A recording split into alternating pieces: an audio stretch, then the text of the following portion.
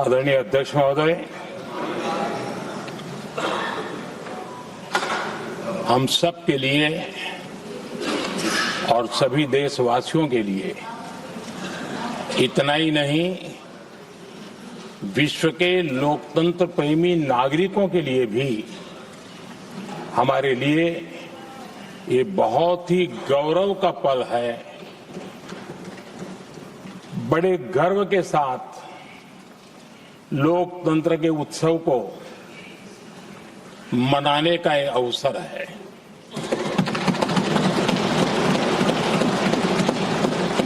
संविधान के 75 वर्ष की यात्रा, यादगार यात्रा और विश्व के सबसे महान और विशाल लोकतंत्र की यात्रा, इसके मूल में हमारे संविधान निर्माताओं की दीर्घदृष्टि, हमारे संविधान निर्माताओं का योगदान और जिसको लेकर के आज हम आगे बढ़ रहे हैं, ये 75 वर्ष पूर्ण होने पर एक उत्सव मनाने का पल है।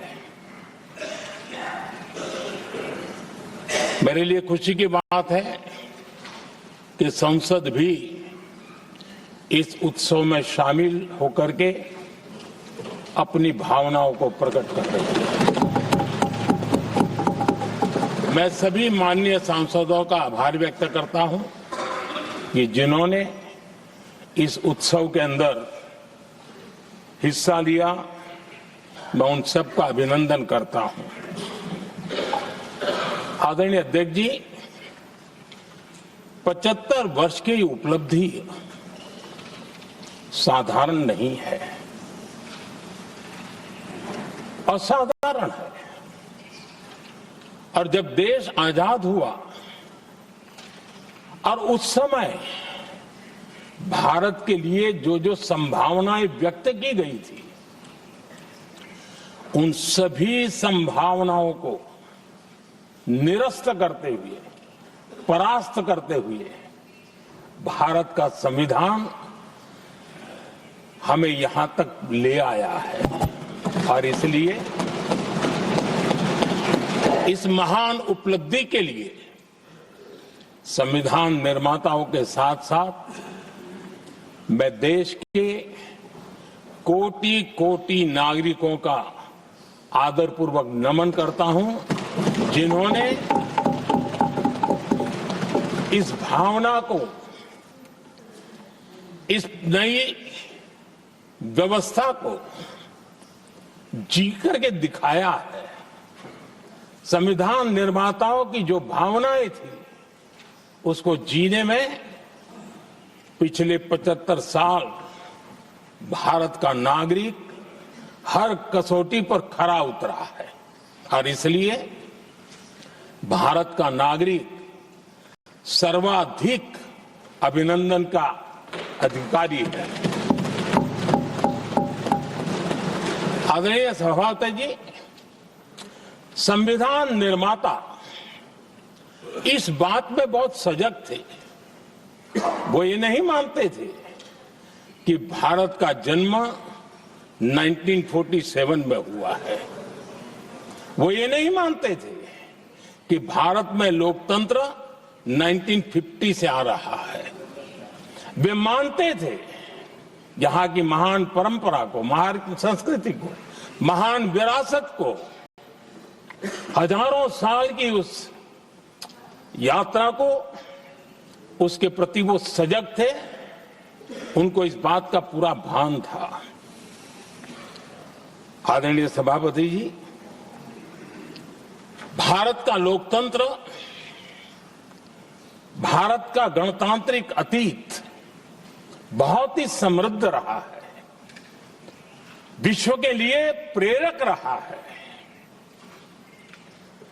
और तभी तो भारत आज मदर ऑफ डेमोक्रेसी के रूप में जाना जाता है। हम सिर्फ विशाल लोकतंत्र है इतना नहीं, हम लोकतंत्र की जननी है। आदरणीय सभापति जी, मैं जब ये कह रहा हूं तो मैं 3 महापुरुषों के कोट इस सदन के सामने प्रस्तुत करना चाहता हूं। राजर्षि पुरुषोत्तम दास टंडन जी, मैं संविधान सभा के अंदर हुई चर्चा का उल्लेख कर रहा हूं। उन्होंने कहा था, सदियों के बाद हमारे देश में एक बार फिर ऐसी बैठक बुलाई गई है, यह हमारे मन में अपने गौरवशाली अतीत की याद दिलाती है, जब हम स्वतंत्र हुआ करते थे, जब सभाएं आयोजित की जाती थी जिसमें विद्वान लोग देश के महत्वपूर्ण मामलों पर चर्चा करने के लिए मिला करते थे। दूसरा कोट मैं पढ़ रहा हूं डॉक्टर राधाकृष्णन जी का। वे भी इस संविधान सभा के सदस्य थे। उन्होंने कहा था, इस महान राष्ट्र के लिए गणतांत्रिक व्यवस्था नई नहीं है, हमारे यहां ये इतिहास के शुरुआत से ही है। और तीसरा कोट मैं बाबा साहब आम्बेडकर का कह रहा हूं।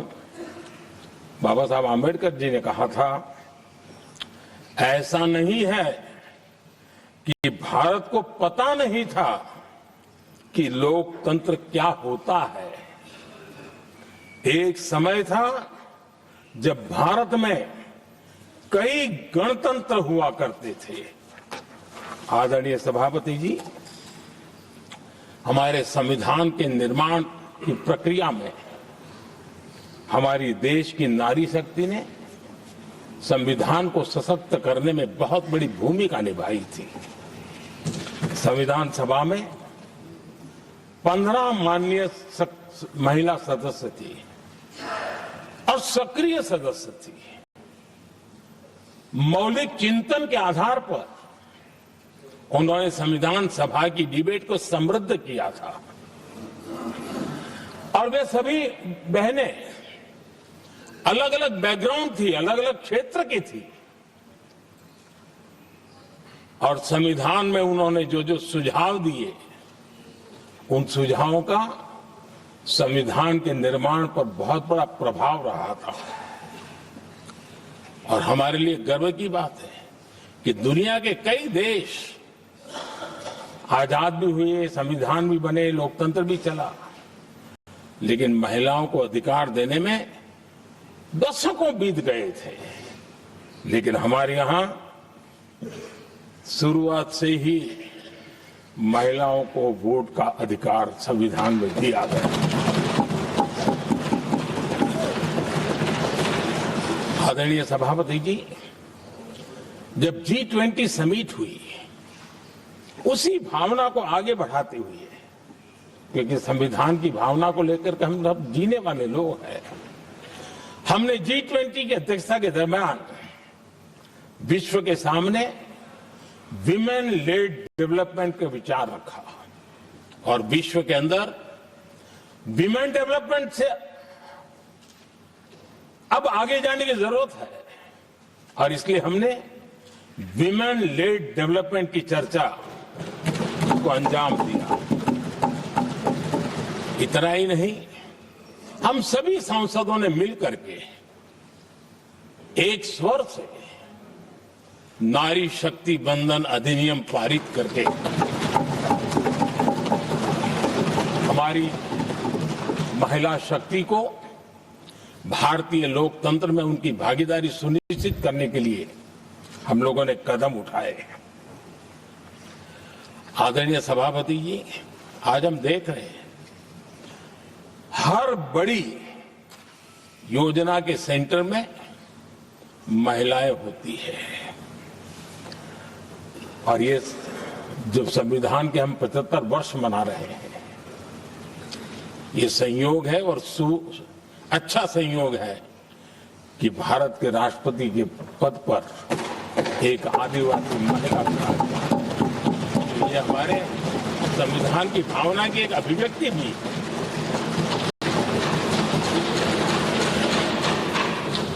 आदरणीय सभापति जी, इस सदन में भी लगातार हमारे महिला सांसदों की संख्या बढ़ रही है, उनका योगदान भी बढ़ रहा है। मंत्रिपरिषद में भी उनका योगदान बढ़ रहा है।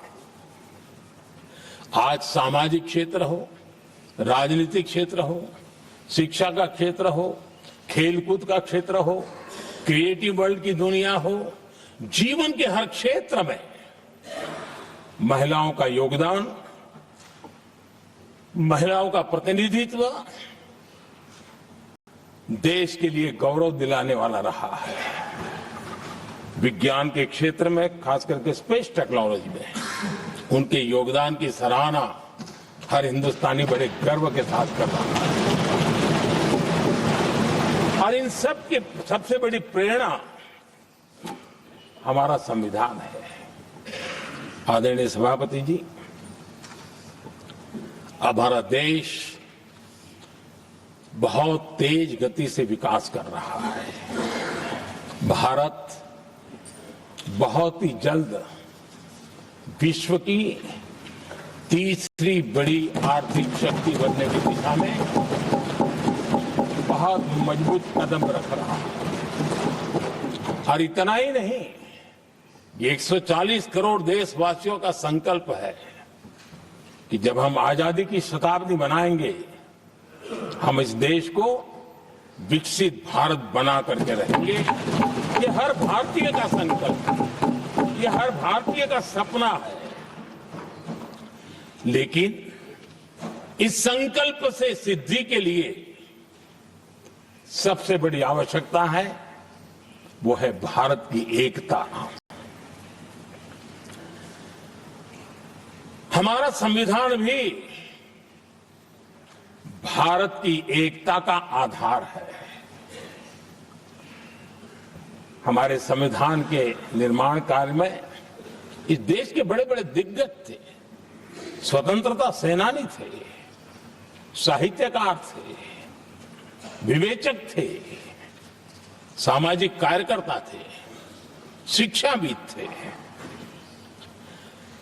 कई फील्ड के प्रोफेशनल्स थे, मजदूर नेता थे, किसान नेता थे, समाज के हर वर्ग का प्रतिनिधित्व था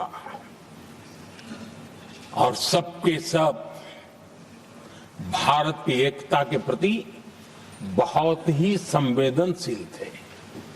जीवन के भिन्न भिन्न क्षेत्र से आए हुए, देश के अलग अलग भूभाग से आए हुए सभी लोग इस बात के प्रति सजग थे। और बाबा साहब अंबेडकर जी ने चिताया था। मैं बाबा साहब का कोट पढ़ रहा हूं। बाबा साहब अंबेडकर ने कहा था, समस्या ये है कि देश में जो विविधता से भरा जनमानस है, उसे किस तरह एक मत किया जाए, कैसे देश के लोगों को एक दूसरे के साथ होकर निर्णय लेने के लिए प्रेरित किया जाए, जिससे कि देश में एकता की भावना स्थापित हो। आदरणीय सभापति जी, मुझे बड़े दुख के साथ कहना है कि आजादी के बाद एक तरफ संविधान निर्माताओं के दिल दिमाग में एकता थी, लेकिन आजादी के बाद विकृत मानसिकता के कारण या स्वार्थवश अगर सबसे बड़ा प्रहार हुआ तो देश की एकता के मूल भाव पर प्रहार हुआ। विविधता में एकता, ये भारत की विशेषता रही है। हम विविधता को सेलिब्रेट करते हैं और इस देश की प्रगति भी विविधता को सेलिब्रेट करने में है। लेकिन गुलामी की मानसिकता में पले बड़े लोगों ने, भारत का भला न देख पाने वाले लोगों ने, और जिनके लिए हिंदुस्तान 1947 में ही पैदा हुआ, ये जो धारणा बनी थी उनके लिए वो विविधता में विरोधाभास ढूंढते रहे। इतना ही नहीं, विविधता के इस अमूल्य खजाना है हमारा, उसको सेलिब्रेट करने के बजाय उस विविधता में ऐसे जहरीले बीज बोने के प्रयास करते रहे ताकि देश की एकता को चोट पहुंचे। आदरणीय सभापति जी, विविधता का उत्सव हमारे जीवन का अंग बनाना होगा और वही बाबा साहब आंबेडकर को सच्ची श्रद्धांजलि होगी। आदरणीय सभापति जी, मैं संविधान के प्रकाश में ही मेरी बातों को रखना चाहता हूं और इसलिए अगर आप हमारी नीतियों को देखेंगे, पिछले 10 साल देश की जनता ने हमें जो सेवा करने का मौका दिया है, हमारी निर्णयों की प्रक्रिया को देखेंगे तो भारत की एकता को मजबूती देने का निरंतर हम प्रयास करते रहे हैं। आर्टिकल 370 देश की एकता में रुकावट बना पड़ा था, दीवार बना पड़ा था। देश की एकता हमारी प्राथमिकता थी, जो कि हमारी संविधान की भावना थी और इसलिए धारा 370 को हमने जमीन पर काट दिया, क्योंकि देश की एकता हमारी प्राथमिकता है। आदरणीय सभापति जी, इस इतने बड़े विशाल देश में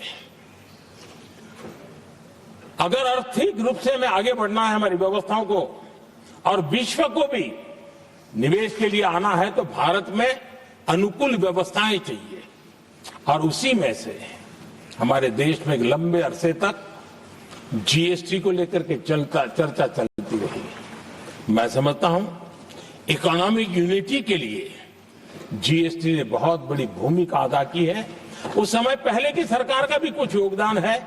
वर्तमान समय में हमको इसको आगे बढ़ाने का अवसर मिला और हमने इसको किया और वो भी वन नेशन वन टैक्स उस भूमिका को आगे बढ़ा रहा है। आदरणीय सभापति जी, हमारे देश में राशन कार्ड गरीब के लिए बहुत बड़ी मूल्यवान दस्तावेज रहा है, लेकिन गरीब अगर एक राज्य से दूसरे राज्य जाता था तो गरीब कुछ भी उसके प्राप्त करने का हकदार नहीं बनता था। इतना बड़ा देश पर उसका किसी भी कोने में जाए उसका उतना ही अधिकार है। एकता के उस भाव को मजबूत करने के लिए हमने one nation one ration card की बात को मजबूत। आदरणीय सभापति जी, देश के गरीब को, देश के सामान्य नागरिक को अगर मुफ्त में इलाज मिले तो गरीबी से लड़ने की उसकी ताकत अनेक गुना बढ़ जाती है। लेकिन उसके लिए जहां वो काम करता है वहां पर तो मिल जाए, लेकिन किसी काम बस वो बाहर गया है और वहां पर वो जीवन और मृत्यु की लड़ाई लड़ता हो, ऐसे समय अगर उसको सुविधा नहीं मिलेगी तो व्यवस्था किस काम की।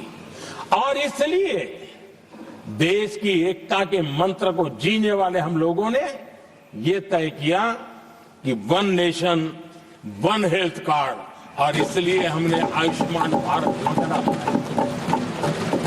आज बिहार के दूर दराज क्षेत्र का व्यक्ति भी अगर पुणे में कुछ काम कर रहा है और अचानक बीमार हो गया तो उसके लिए आयुष्मान कार्ड होना बहुत इनफ है, उसकी सेवा मिल सकती है।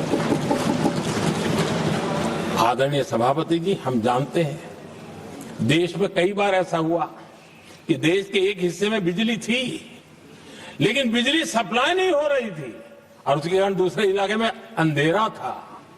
और पिछली सरकार में हमने विश्व के अंदर भारत की बदनामी हेडलाइन से हुआ करती थी अंधेरे की, वो दिन हमने देखे हैं।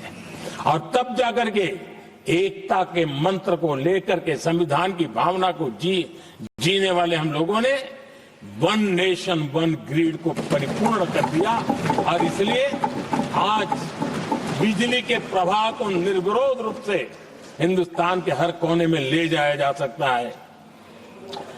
आदरणीय सभापति जी, हमारे देश में इंफ्रास्ट्रक्चर में भी भेदभाव की बू आती रही है। हमने उसे मिटा करके देश की एकता को ध्यान में रखते हुए, एक संतुलित विकास को ध्यान में रखते हुए हमने उस भेदभाव, उस भावना को खत्म करके एकता को मजबूत किया। हमने नॉर्थ ईस्ट हो या जम्मू कश्मीर हो, हिमालय की गोद के इलाके हो या रेगिस्तान के सटे हुए इलाके हो, हमने पूरी तरह इंफ्रास्ट्रक्चर को एक सामर्थ्य देने का प्रयास किया है ताकि एकता के भाव को अभाव में से कारण कोई दूरी पैदा न हो, उसमें से बदलने का हमने काम किया। आदरणीय सभापति जी, युग बदल चुका है और हम नहीं चाहते हैं कि डिजिटल के क्षेत्र में हैव्स एंड हैव्स नॉट की स्थिति बन जाए। देश के लिए समान रूप से, और इसलिए दुनिया के अंदर बड़े गर्व के साथ हम कहते हैं कि भारत का जो डिजिटल इंडिया की जो सक्सेस स्टोरी है, उसका एक कारण है हमने टेक्नोलॉजी को डेमोक्रेटाइज करने का प्रयास किया है और उसी का भाग है कि हमारे संविधान निर्माताओं ने हमें दिशा दिखाई है कि हमने ऑप्टिकल फाइबर हिंदुस्तान की हर पंचायतों तक ले जाने का प्रयास किया है ताकि भारत की एकता को मजबूती देने में हमें ताकत मिले। आदरणीय सभापति जी, हमारा संविधान की अपेक्षा है एकता की और इसी को ध्यान में रखते हुए हमने मातृभाषा के महात्म्य को स्वीकारा है।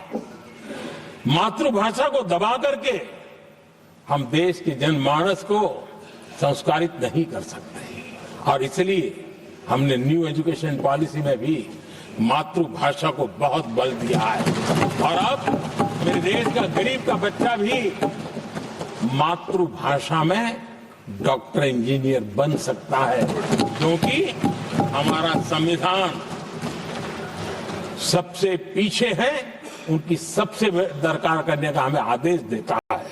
इतना ही नहीं, हमने क्लासिकल लैंग्वेज की दिशा में भी कई लैंग्वेजेस जो जिनका हक बनता था उनको हमने उस स्थान पर रख करके हमने उनका सम्मान किया था। देश भर में एक भारत श्रेष्ठ भारत का अभियान देश के एकता को मजबूत और नई पीढ़ी को वो संस्कारित करने का काम हमारी तरफ से चल रहा है। आदरणीय सभापति जी, काशी तमिल संगमम और तेलुगु काशी संगमम ये आज एक बहुत बड़ा इंस्टीट्यूशनलाइज हुआ है और समाज के निकटता को मजबूती देने का एक सांस्कृतिक प्रयास भी हमारा चलता रहा है, क्योंकि उसका कारण यही है कि संविधान की मूल धारा में भारत की एकता का महात्म्य स्वीकार किया गया है और उसको हमें बल देना चाहिए। आदरणीय सभापति जी,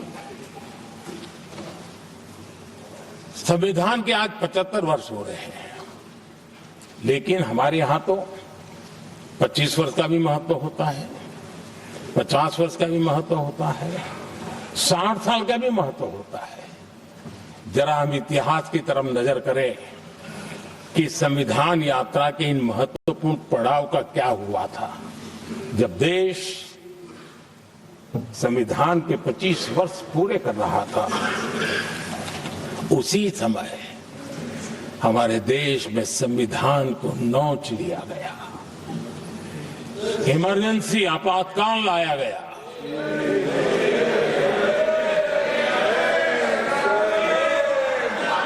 संवैधानिक व्यवस्थाओं को समाप्त कर दिया गया,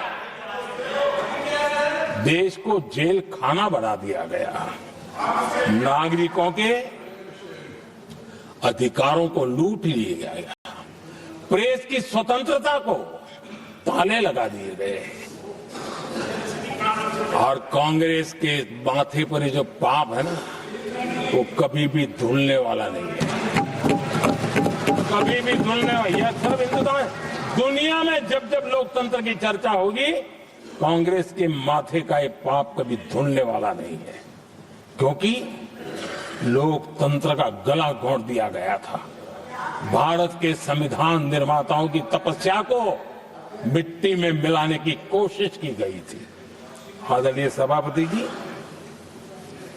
जब 50 साल हुए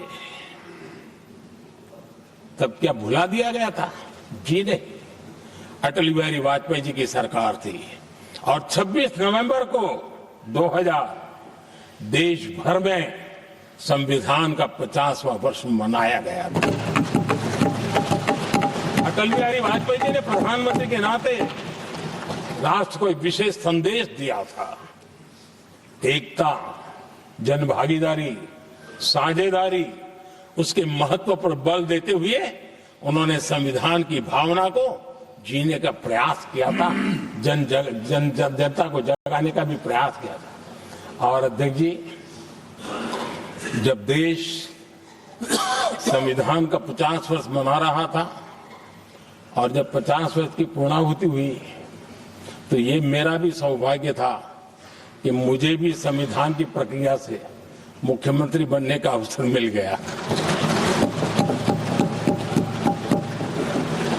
और मैं जब मुख्यमंत्री था उसी कार्यकाल में संविधान के 60 साल हुए और तब मैंने तय किया था मुख्यमंत्री के नाते कि हम गुजरात में संविधान के 60 साल मनाएंगे। और इतिहास में पहली बार ऐसा हुआ है जब संविधान के ग्रंथ को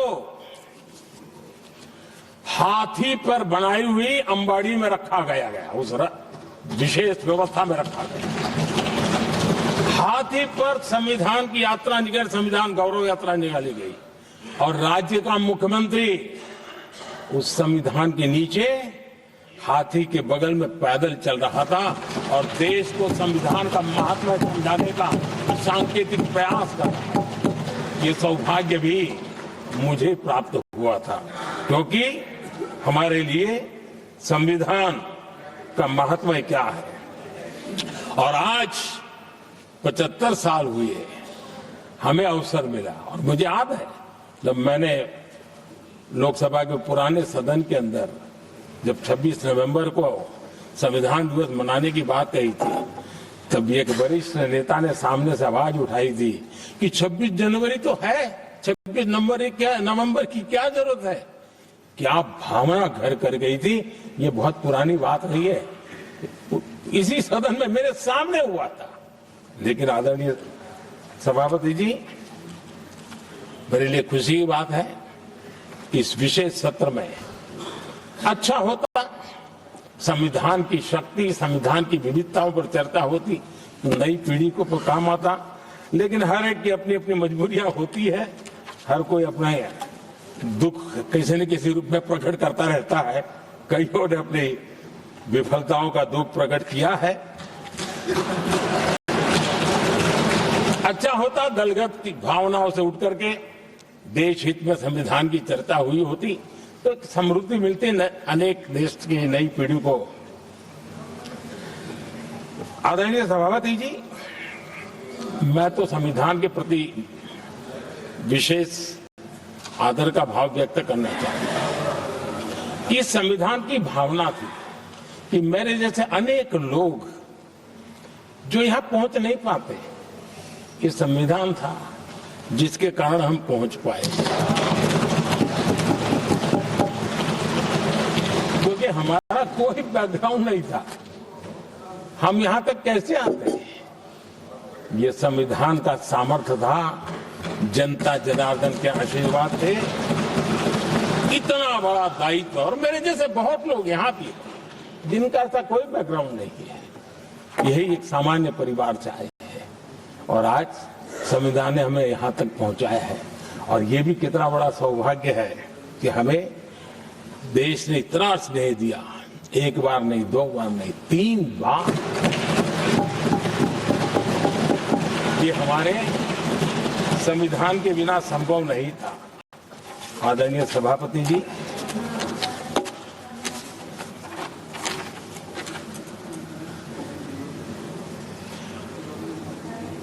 उतार चढ़ाव तो आए, कठिनाइयां भी आई, रुकावटें भी आई, लेकिन मैं फिर एक बार देश की जनता को नमन करता हूं कि देश की जनता पूरी ताकत के साथ संविधान के साथ खड़ी रही।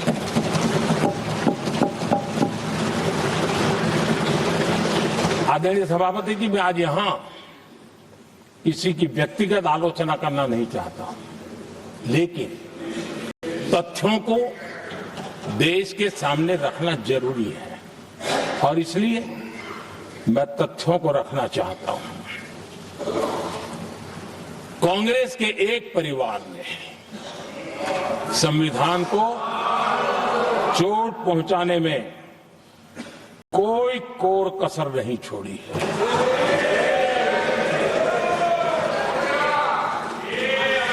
और मैं इसलिए एक परिवार का उल्लेख करता हूं कि 75 साल की हमारी यात्रा में 55 साल एक ही परिवार ने राज किया है।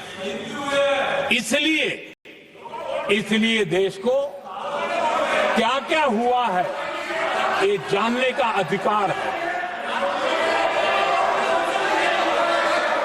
और इस परिवार के कुविचार, कुरीति, कुनीति, इसकी परंपरा निरंतर चल रही है। हर स्तर पर इस परिवार ने संविधान को चुनौती दी। आदरणीय सभापति जी, 1947 टू 1952 इस देश में इलेक्टेड गवर्नमेंट नहीं थी। एक अस्थाई व्यवस्था थी, एक सिलेक्टेड सरकार थी और चुनाव नहीं हुए थे और जब तक चुनाव न हो तब तक एक इंटरिम व्यवस्था के रूप में कोई खाका खड़ा करना चाहिए, किया गया था। 1952 के पहले राज्यसभा का भी गठन नहीं हुआ था, राज्यों में भी कोई चुनाव नहीं थे, जनता का कोई आदेश नहीं था। उसके बावजूद भी और अभी तो संविधान निर्माताओं ने इतना मंथन करके संविधान बनाया था। 1951 में जबकि चुनी हुई सरकार नहीं थी, उन्होंने ऑर्डिनेंस करके संविधान को बदला और किया क्या? अभिव्यक्ति की आजादी पर हमला कर दिया गया।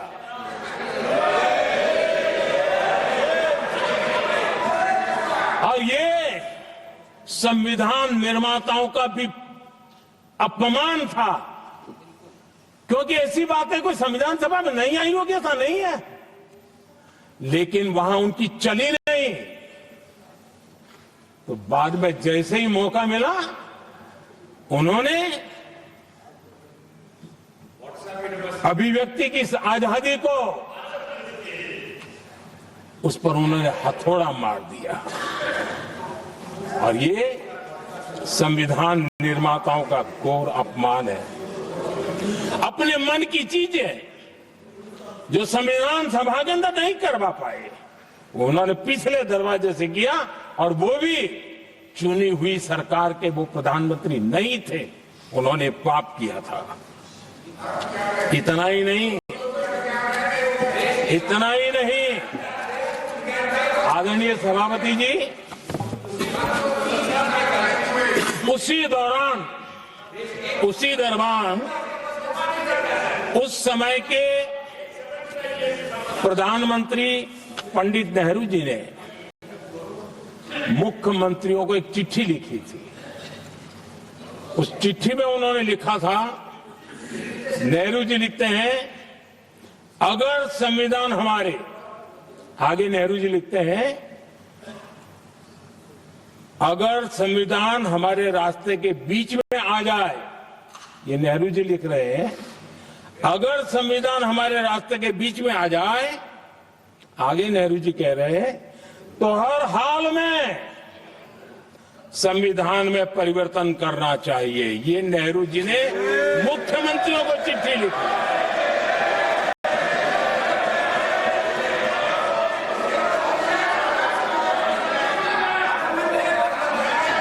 और आदरणीय सभापति जी, ये भी देखिए 1951 में ये पाप किया गया, लेकिन देश चुप नहीं था। उस समय राष्ट्रपति डॉक्टर राजेंद्र प्रसाद जी ने चेताया ये गलत हो रहा है। उस समय स्पीकर पद पर बैठे हुए हमारे स्पीकर महोदय ने भी पंडित जी को कहा गलत कर रहे हो। इतना ही नहीं, आचार्य कृपलानी जी, जयप्रकाश नारायण जैसे महान कांग्रेसी लोगों ने भी पंडित नेहरू ने कहा कि ये रोको, लेकिन पंडित जी का अपना संविधान चलता था और इसलिए उन्होंने इतने वरिष्ठ महानुभावों की सलाह मानी नहीं और उसे भी उन्होंने दरकिनार कर दिया। और आदरणीय सभापति जी, ये संविधान संशोधन करने का ऐसा खून कांग्रेस के मुंह लग गया कि समय समय पर वो संविधान का शिकार करती रही। ये खून मुंह पे लग गया। इतना ही नहीं, संविधान के स्पिरिट को लहू लहान करती रही। आदरणीय सभापति जी, करीब 6 दशक में 75 बार संविधान बदला गया। आदरणीय सभापति जी, जो बीज देश के पहले प्रधानमंत्री जी ने बोया था, उस बीज को खाद पानी देने का काम एक और प्रधानमंत्री ने किया। उनका नाम था श्रीमती इंदिरा गांधी।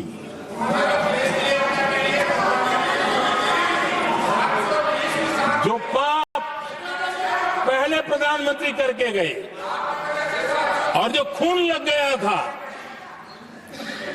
1971 में, सुप्रीम कोर्ट का एक फैसला आया था। उस सुप्रीम कोर्ट के फैसले को संविधान बदल करके पलट दिया गया और 71 में ये संविधान संशोधन किया गया था। और क्या था, उन्होंने हमारे देश की अदालत के पंख काट दिए थे और यहां पर तो किया था कि संसद संविधान के किसी भी आर्टिकल में जो मर्जी पड़े वो कर सकती है और अदालत उसकी तरफ देख भी नहीं सकती है। अदालत के सारे अधिकारों को छीन लिया गया था। ये पाप 1971 में उस समय की प्रधानमंत्री श्रीमती इंदिरा गांधी ने किया था।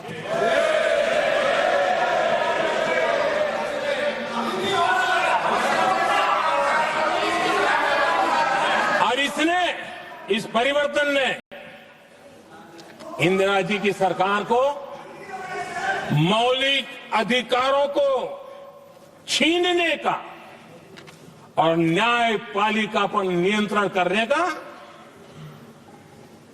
अधिकार दिया, सक्षम बना दिया था। आदरणीय सभापति जी, खून मुंह पे लग गया था, कोई रोकने वाला था नहीं। और इसलिए जब इंदिरा जी के चुनाव को गैर रीति के कारण, असंवैधानिक तरीके से चुनाव लड़ने के कारण अदालत ने उनके चुनाव को खारिज कर दिया और उनको एमपी पद छोड़ने की नौबत आई तो उन्होंने गुस्से में आकर के देश पर इमरजेंसी थोप दी, आपातकाल लगा दिया अपनी कुर्सी बचाने के लिए। और उसके बाद इतना ही नहीं, उन्होंने इमरजेंसी तो लगाई, संविधान का दुरुपयोग तो किया ही किया, भारत के लोकतंत्र का गला तो घोट ही दिया। लेकिन 1975 में 39वां संशोधन किया और उसमें उन्होंने क्या किया, राष्ट्रपति, उपराष्ट्रपति, प्रधानमंत्री, अध्यक्ष, इनके चुनाव के खिलाफ कोई कोर्ट में जा ही नहीं सकता है, ऐसा उन्होंने, और वो भी रिट्रोस्पेक्टिव किया, आगे के लिए नहीं, पीछे का भी, अपने पापों का भी उन्होंने। और आदरणीय सभापति जी, मैं संविधान की बात कर रहा हूं, मैं संविधान के आगे पीछे कुछ नहीं बोल रहा हूं।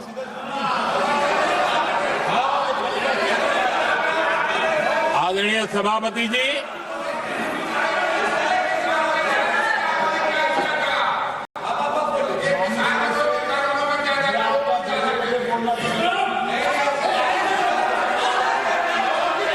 आदरणीय सभापति जी, इमरजेंसी में लोगों के अधिकार छीन लिए गए, देश के हजारों लोगों को जेलों में ठूंस दिया गया,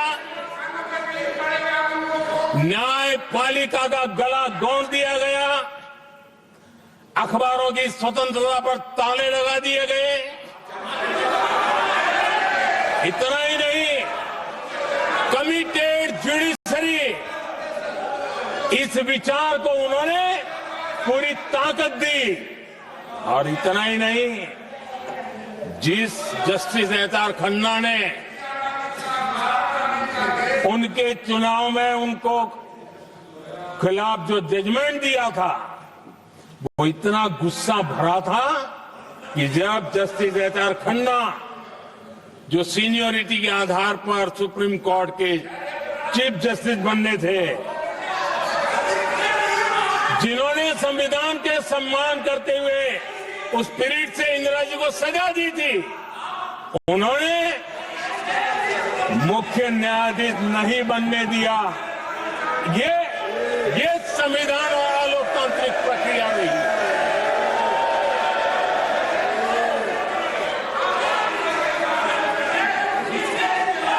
आदरणीय सभापति जी, यहां भी ऐसे कई दल बैठे हैं जिनके मुखिया भी सारे जेल में हुआ करते थे। ये इनकी मजबूरी है कि वहां जाके बैठे हैं, उनको भी जेलों में ठूस दिया गया था। आदरणीय सभापति जी, देश पर जुल्म तांडव चल रहा था, निर्दोष लोगों को जेलों में ठूस दिया जाता था, लाठियां बरताई जाती थी, कई लोग जेलों में मौत के शरण हो गए थे, और एक निर्दयी सरकार संविधान को चूर चूर करती रही थी। आदरणीय सभापति जी, ये परंपरा यहां नहीं रुकी। जो परंपरा नेहरू जी ने शुरू की थी,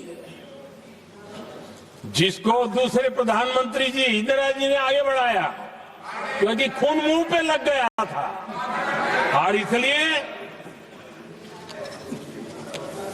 राजीव गांधी जी प्रधानमंत्री बने। उन्होंने संविधान को एक और गंभीर झटका दे दिया। सबको समानता, सबको समानता, सबको न्याय, उस भावना को चोट पहुंचाई।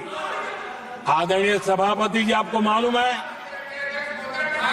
सुप्रीम कोर्ट ने शाहबानो का जजमेंट दिया था।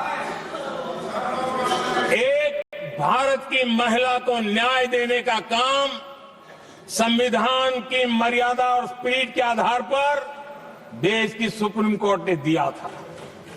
एक वृद्ध महिला को उसका हक मिला था सुप्रीम कोर्ट से, लेकिन उस समय के प्रधानमंत्री राजीव गांधी ने शाह मानो कि उस भावना को, सुप्रीम कोर्ट की उस भावना को नकार दिया और उन्होंने वोट बैंक की राजनीति के खातिर संविधान की भावना को बलि चढ़ा दिया और कट्टरपंथियों के सामने सर झुकाने का काम कर दिया।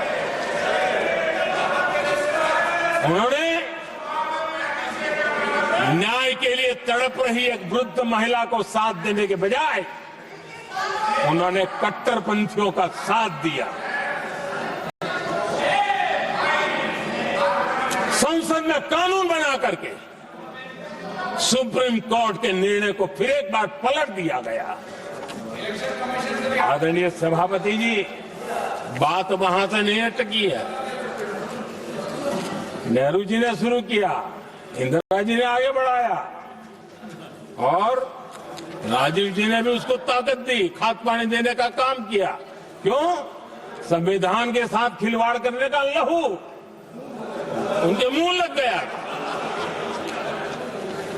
आदरणीय सभापति जी, अगली पीढ़ी भी इसी खिलवाड़ में जुड़ी पड़ी है। एक किताब को मैं कोट कर रहा हूं। उस किताब में जो लिखा गया है और उसमें प्रधानमंत्री उस समय के मेरे पहले जो प्रधानमंत्री थे उनको कोट किया है। उन्होंने कहा है, मुझे यह स्वीकार करना होगा कि पार्टी अध्यक्ष सत्ता का केंद्र है। ये मनमोहन सिंह जी ने कहा है, जो किताब में लिखा गया है। मुझे यह स्वीकार करना होगा कि पार्टी अध्यक्ष सत्ता का केंद्र है। सरकार पार्टी के प्रति जवाबदेह है। इतिहास में पहली बार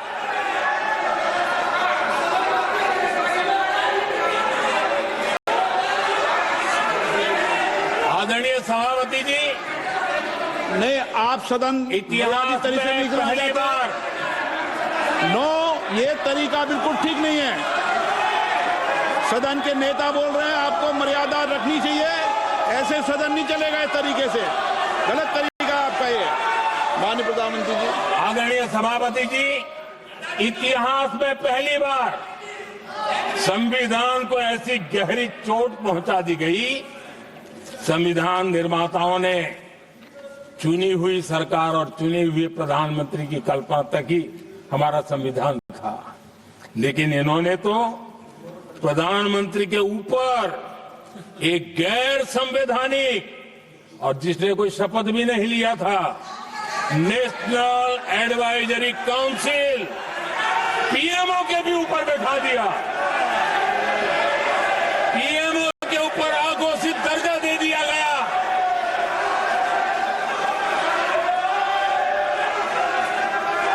आदरणीय सभापति जी, इतना ही नहीं, और एक पीढ़ी आगे चले और उस पीढ़ी ने क्या किया? भारत के संविधान के तहत देश की जनता जनार्दन सरकार चुनती है और वो सरकार का मुखिया कैबिनेट बनाता है। ये संविधान के तहत है। इस कैबिनेट ने जो निर्णय किया, संविधान का अपमान करने वाले अहंकार से भरे लोगों ने पत्रकारों के सामने कैबिनेट के निर्णय को फाड़ दिया। संविधान को हर मौके पर संविधान के साथ खिलवाड़ करना, संविधान को न मानना, ये जिनकी आदत हो गई थी। और दुर्भाग्य देखिए, एक अहंकारी व्यक्ति कैबिनेट के निर्णय फाड़ दे और कैबिनेट अपना फैसला बदल दे। ये कौन सी व्यवस्था है?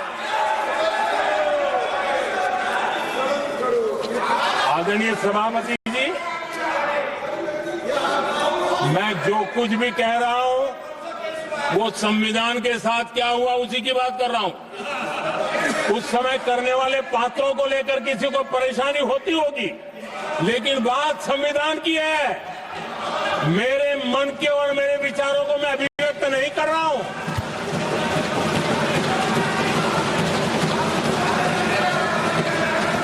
आदरणीय सभापति जी, कांग्रेस ने निरंतर संविधान की अवमानना की, संविधान के महत्व को कम किया।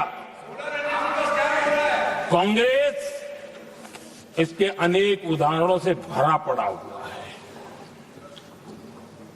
संविधान के साथ धोखेबाजी कैसे करते थे, संवैधानिक संस्थाओं को कैसे नहीं मानते थे, इस देश में बहुत कम लोगों को मालूम होगा। 370 की तो पता है सबको, 35A का पता बहुत कम है। संसद में आए बिना, जबकि संसद में आना पड़ता, संसद को ही अस्वीकार कर दिया गया।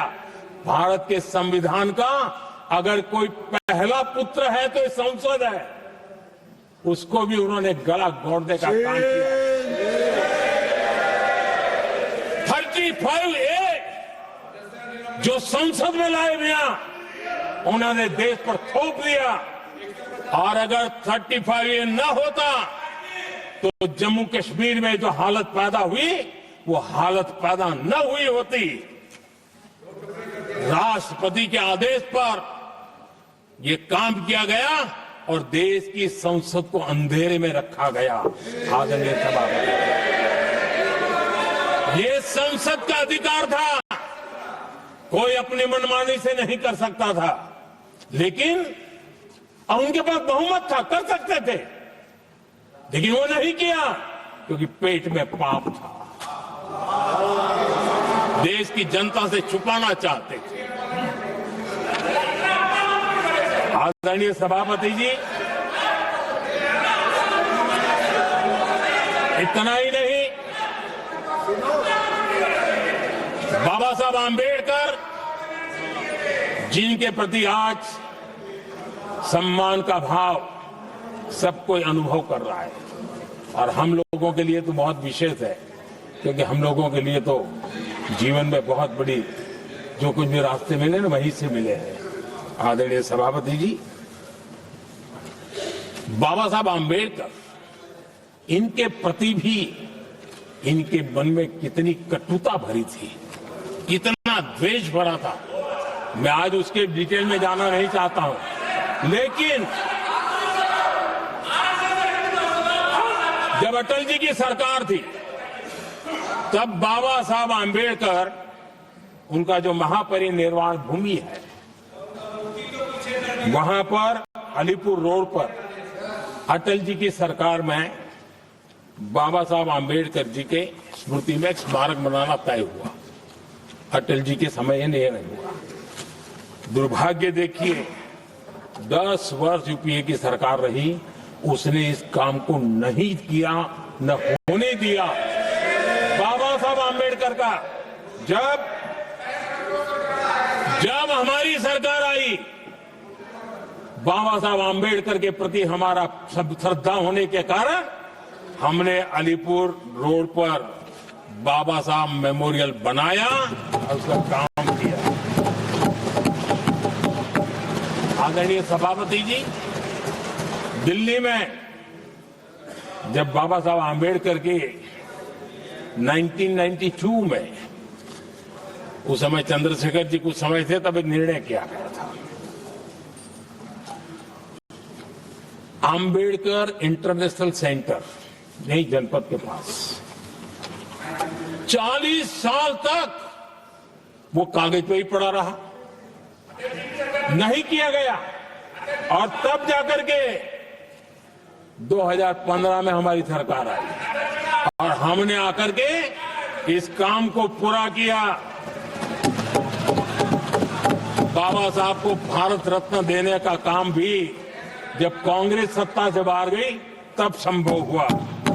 इतना ही नहीं, आदरणीय सभापति जी, बाबा साहब आंबेडकर के 125 साल तो हमने पूरी दुनिया में बनाए थे, विश्व के 120 देशों में बनाने का काम किया था।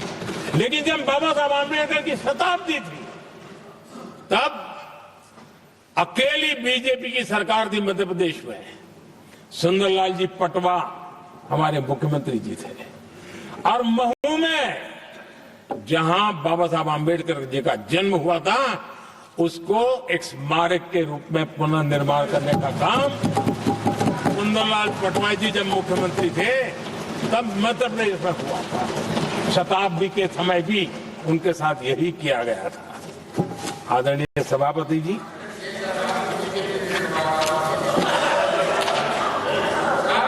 हमारे देश में बाबा साहब आंबेडकर एक दीर्घदृष्टा थे।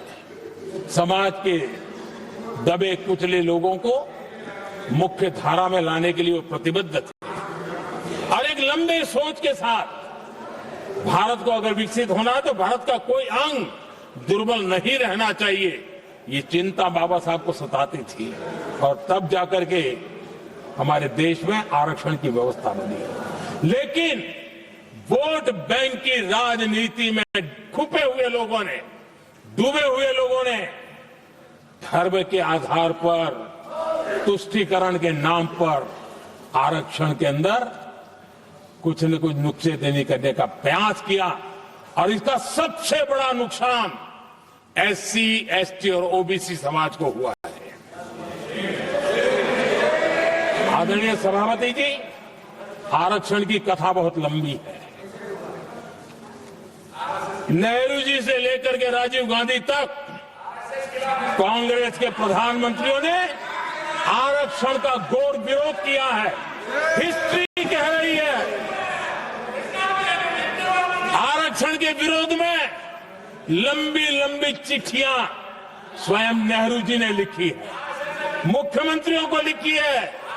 इतना ही नहीं, सदन में आरक्षण के खिलाफ लंबे लंबे भाषण इन लोगों ने किए हैं। बाबा साहब आंबेडकर समता के लिए और भारत में संतुलित विकास के लिए आरक्षण के लेकर के आए, उन्होंने उसके खिलाफ भी झंडा ऊंचा किया हुआ था। दशकों तक मंडल कमीशन के रिपोर्ट को डिब्बे में डाल दिया था। जब कांग्रेस को देश ने हटाया, जब कांग्रेस गई, तब जाकर के ओबीसी को आरक्षण मिला, तब तक ओबीसी को आरक्षण नहीं मिला। ये कांग्रेस का पाप है। अगर उस समय मिला होता तो आज देश के अनेक पदों पर ओबीसी समाज के लोग भी देश की सेवा करते, लेकिन नहीं करने दिया, नहीं होने दिया। ये पाप इन्होंने किया था। आदरणीय सभापति जी, जब हमारे यहां संविधान का निर्माण चल रहा था तब संविधान निर्माताओं ने धर्म के आधार पर आरक्षण होना चाहिए कि नहीं होना चाहिए, इस विषय पर घंटों तक, दिनों तक गहन चर्चा की है, विचार विमर्श किया है और सबका मत बना है कि भारत जैसे देश की एकता और अखंडता के लिए धर्म के, संप्रदाय के आधार पर आरक्षण नहीं हो सकता है। सुविचारित मत था, ऐसा नहीं कि भूल गए थे, रह गया था। सोच विचार कर तय किया गया था कि भारत की एकता और अखंडता के लिए संप्रदाय और धर्म के आधार पर यह नहीं होगा। लेकिन कांग्रेस ने सत्ता सुख के लिए, सत्ता भूख के लिए, अपनी वोट बैंक को खुश करने के लिए धर्म के आधार पर आरक्षण का नया खेल खेला है, जो संविधान की भावना के खिलाफ है। इतना ही नहीं, दे भी दिया कुछ जगह पे और सुप्रीम कोर्ट से झटके लग रहे हैं। और इससे ये अब दूसरे बहाने से बहाना बता रहे हैं, ये करेंगे वो करेंगे। मन में साफ है, धर्म के आधार पर आरक्षण देना चाहते हैं, इसलिए खेल खेले जा रहे हैं। संविधान निर्माताओं के भावनाओं पर गहरी चोट करने का ये निर्लज्ज प्रयास है। आदरणीय सभापति जी, आदरणीय सभापति जी,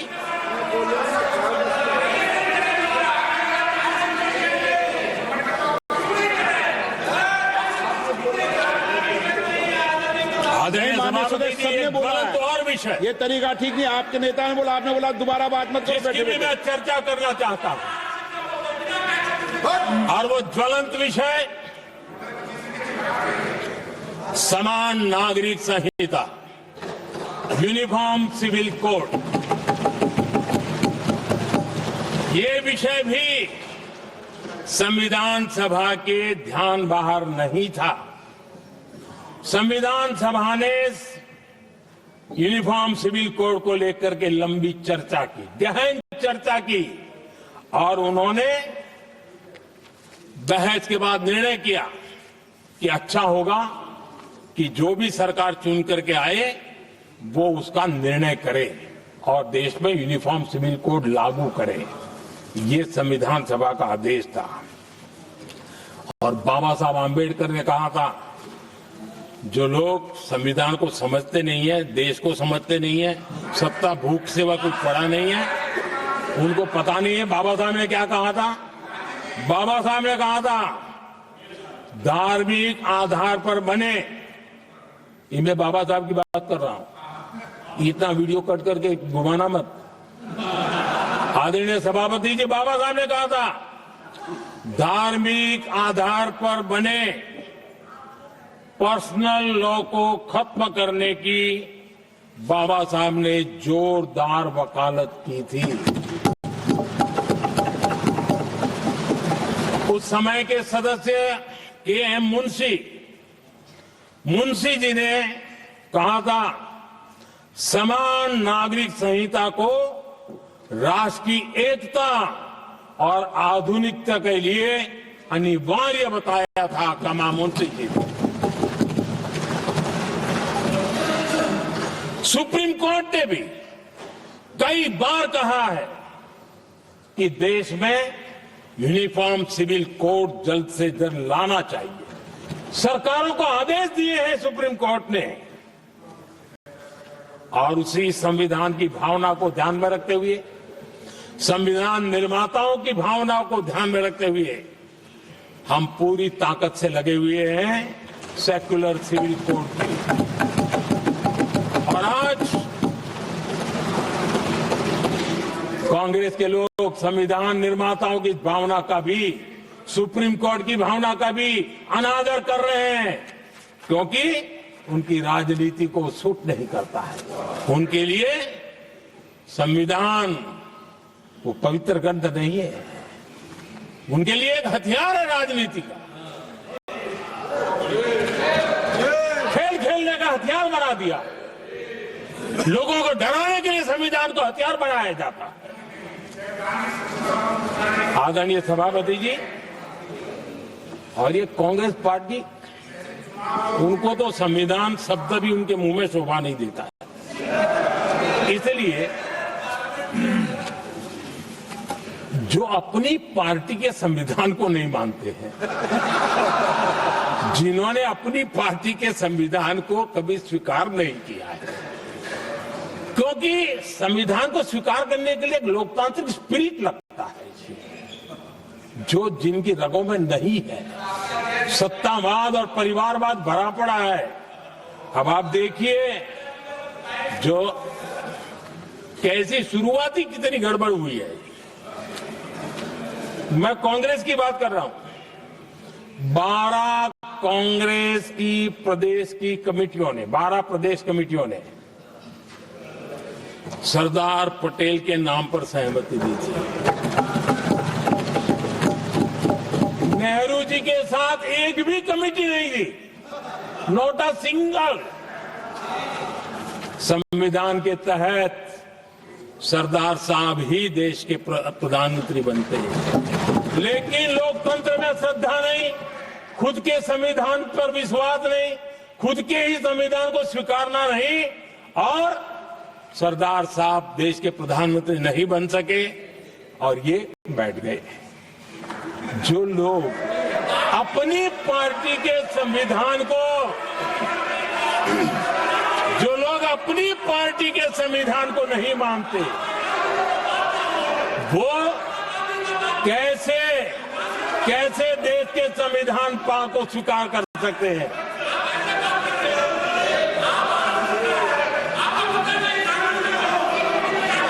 आदरणीय सभापति जी, जो लोग संविधान में लोगों के नाम ढूंढते रहते हैं, मैं जरा बताना चाहता हूं, कांग्रेस पार्टी के एक अध्यक्ष हुआ करते थे और वो अति पिछड़े समाज से आते थे। अति पिछड़े, पिछड़े भी नहीं, अति पिछड़े, अति पिछड़े समाज से आते हुए उनके अध्यक्ष श्रीमान सीताराम केसरी जी, कैसा अपमान किया गया।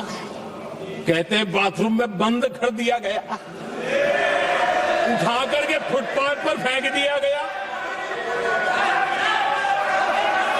अपनी पार्टी के संविधान में ऐसा कभी नहीं लिखा गया, लेकिन अपनी पार्टी के संविधान को न मानना, लोकतंत्र की प्रक्रिया को न मानना और पूरी कांग्रेस पार्टी पर एक परिवार ने कब्जा कर लिया, लोकतंत्र को नकार दिया। आदरणीय सभापति जी,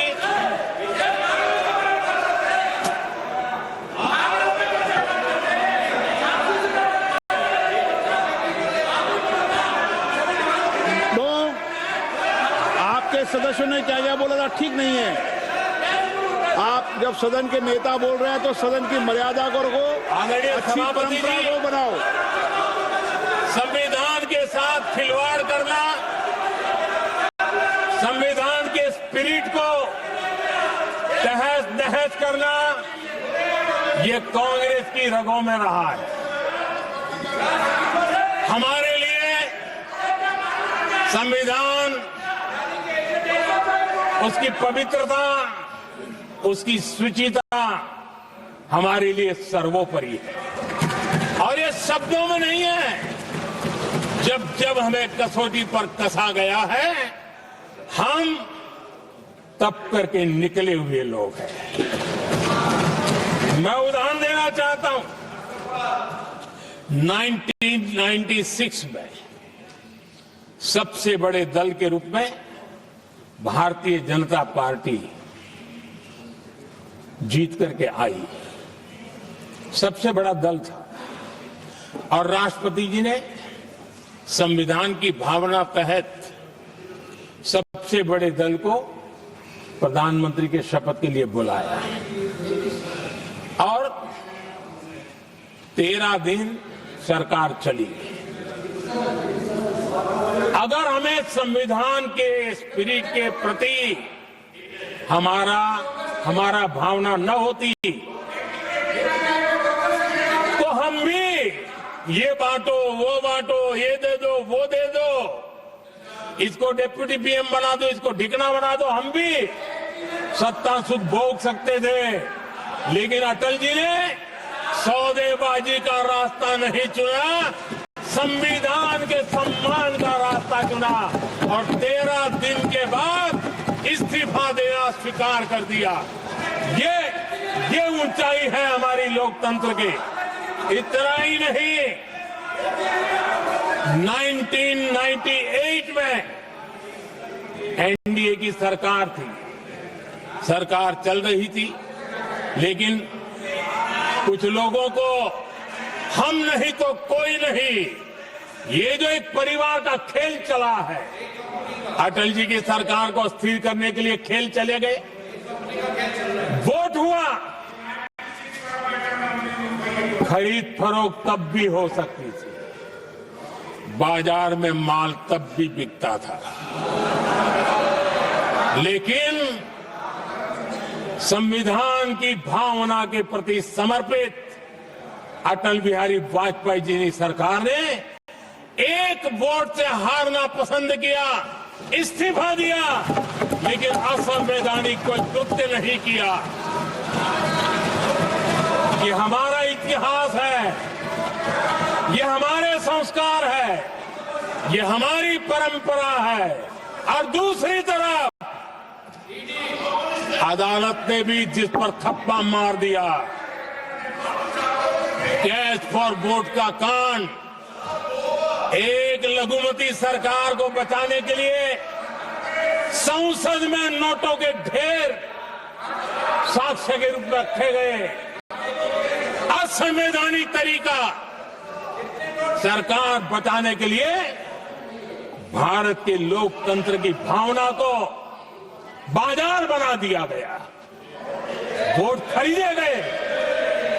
आदरणीय सभापति जी, 90 के दशक में कई सांसदों को रिश्वत देने का पाप, ये संविधान की भावना थी कि 140 करोड़ वासियों के मन में जो लोकतंत्र पनपा है, उस लोकतंत्र के साथ ये खिलवाड़। कांग्रेस के लिए सत्ता सुख, सत्ता की भूख, यही एकमात्र कांग्रेस का इतिहास है, कांग्रेस का वर्तमान है। आदरणीय सभापति जी, 2014 के बाद एनडीए को सेवा का मौका मिला, संविधान और लोकतंत्र को मजबूती मिली। ये पुरानी जो बीमारियों थी, उस बीमारी से मुक्ति का हमने एक अभियान चलाया। बीते 10 साल यहां से पूछा गया, हमने भी संविधान संशोधन किए। जी हां, हमने भी संविधान संशोधन किए हैं, देश की एकता के लिए, देश की अखंडता के लिए, देश के उज्जवल भविष्य के लिए और संविधान की भावना के प्रति पूर्ण समर्पण के साथ किए हैं। हमने संविधान संशोधन किया, क्यों किया? इस देश का ओबीसी समाज तीन दशक से ओबीसी कमीशन को संवैधानिक दर्जा देने के लिए मांग कर रहा है। ओबीसी के सम्मान के लिए, उसको संवैधानिक दर्जा देने के लिए हमने संविधान संशोधन किया है। हमें गर्व है ये करने का। समाज के दबे कुचले लोगों को उनके साथ खड़े होना, ये हम अपना कर्तव्य मानते हैं, इसलिए संविधान संशोधन किया। आदरणीय सभापति जी, इस देश में एक बहुत बड़ा वर्ग था, वो किसी भी जाति में क्यों न जन्मा हो, लेकिन गरीबी के कारण अवसरों को वो पा नहीं सकता था, आगे बढ़ नहीं सकता था, और इसलिए उसने असंतोष की ज्वाला भड़क रही थी और सबकी मांग रहती थी, कोई निर्णय नहीं करता था। हमने संविधान संशोधन किया, सामान्य जन के गरीब परिवार के 10% आरक्षण का किया, और ये पहला आरक्षण का संशोधन था। देश में कोई विरोध का स्वर नहीं उठा, हर किसी ने प्यार से उसको स्वीकार किया। संसद ने भी सहमति के साथ पारित किया, क्योंकि समाज की एकता की उसमें ताकत पड़ी थी, संविधान की भावनाओं का भाव पड़ा था, सबने सहयोग किया था, तब जाकर के हुआ था। आदरणीय सभापति जी, जी हां, हमने भी संविधान में संशोधन किए हैं, लेकिन हमने संविधान में संशोधन किया महिलाओं को शक्ति देने के लिए। संसद और विधानसभा में और संसद का पुराना भवन गवाह है, जब देश महिलाओं को आरक्षण देने के लिए आगे बढ़ रहा था और कानून यानी बिल पेश हो रहा था, तब उन्हीं का एक साथी दल बेल में आता है, कागज छीन लेता है, फाड़ देता है और सदन स्थगित हो जाता है और 40 साल तक विषय लटका रहता है। और वो आज उनके मार्गदर्शक है, जिन्होंने देश की महिलाओं के साथ अन्याय किया, वो उनके मार्गदर्शक है।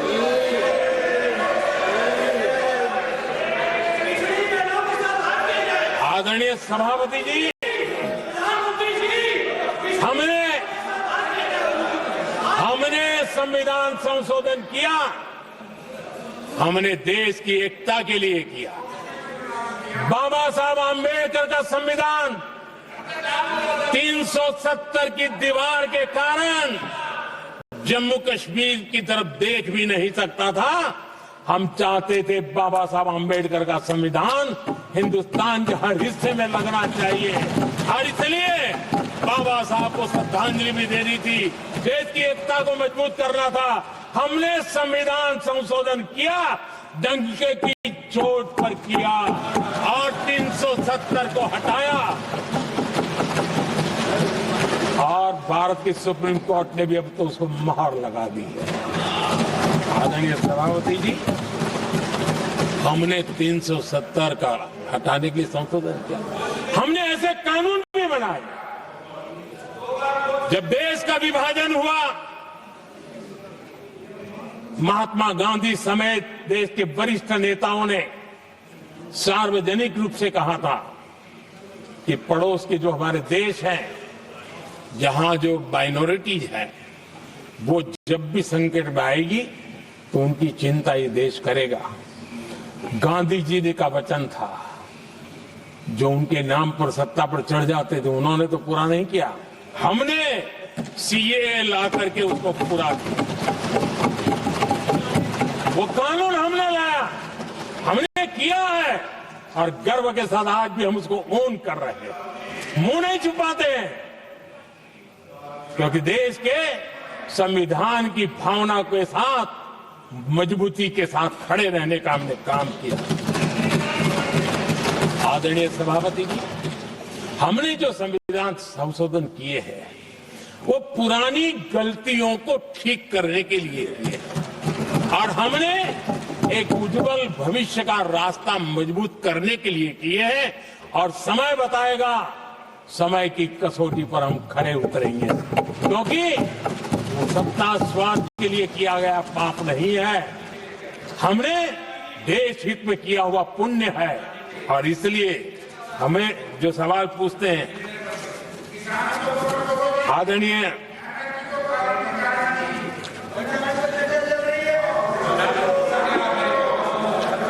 सभापति जी, यहां संविधान पर अनेक भाषण हुए, अनेक विषय उठाए गए, हर एक की अपनी मजबूरियां होगी, राजनीति कुछ न कुछ करने के लिए कुछ करते होंगे, लेकिन आदरणीय सभापति जी, हमारा संविधान सबसे ज्यादा जिस बात को लेकर के संवेदनशील रहा है, वो है भारत के लोग, वी द पीपल, भारत के नागरिक। संविधान उनके लिए, उनके हितों के लिए, उनके कल्याण के लिए, उनकी गरिमा के लिए है, और इसलिए संविधान भारत के कल्याणकारी राज्य के लिए हमें दिशा निर्देश देता है। और कल्याणकारी राज्य का मतलब है जहां नागरिकों को भी गरिमा प्राप्त हो, उनको गरिमामय जीवन की गारंटी मिलनी चाहिए। हमारे कांग्रेस के साथियों को एक शब्द बहुत प्रिय है। मैं आज उस शब्द का उपयोग करना चाहता हूं और उनका सबसे प्रिय शब्द जिसके बिना वो जी नहीं सकते वो शब्द है जुमला। कांग्रेस के हमारे साथी उनको दिन रात जुमला, लेकिन इस देश को पता है हिंदुस्तान में अगर सबसे बड़ा जुमला कोई था और वो 4 पीढ़ी ने चलाया, वो जुमला था गरीबी हटाओ। ये ऐसा जुमला था, ये गरीबी हटाओ ऐसा जुमला था। उनकी राजनीति की रोटी तो सिकती थी लेकिन गरीब का हाल ठीक नहीं होता था। आदरणीय सभापति जी, जरा कोई भी ये कहे आजादी के इतने सालों के बाद क्या एक डिग्निटी के साथ जीने वाले परिवार को क्या उसे टॉयलेट भी उपलब्ध नहीं होना चाहिए? क्या आपको ये काम करने की फुर्सत नहीं मिली? आज देश में टॉयलेट बनाने के अभियान को, जो गरीबों के लिए एक सपना था, उसकी डिग्निटी के लिए हमने इस काम को हाथ में लिया और हमने जी जान से उसे जुटे रहे। उसका मजाक उड़ाया गया, मुझे मालूम है, लेकिन उसके बाद भी सामान्य नागरिक के जीवन का गरिमा, ये हमारे दिल और दिमाग में होने के कारण हम डिगे नहीं, हम अड़े रहे, हम आगे बढ़ते चले गए और तब जाकर के ये सपना साकार हुआ।